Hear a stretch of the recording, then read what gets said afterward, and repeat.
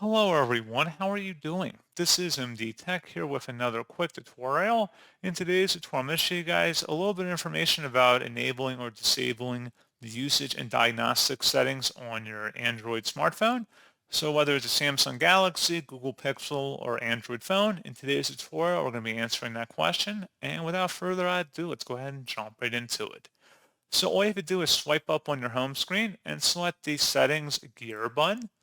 And then you want to go down and select the Google tile that appears. So go ahead and select Google.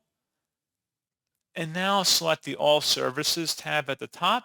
And then you want to go down underneath Privacy and Security and select where it says Usage and Diagnostics. So this will give you a little bit of information about what usage and diagnostics is. Basically, it's just going to send diagnostic device and app data usage to Google, which they claim can help battery life system and app stability and other improvements.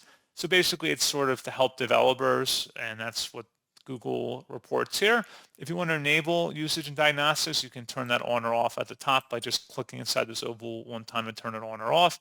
Please note that turning off this feature does not affect your device's ability to send the information needed for essential services, such as system updates and security.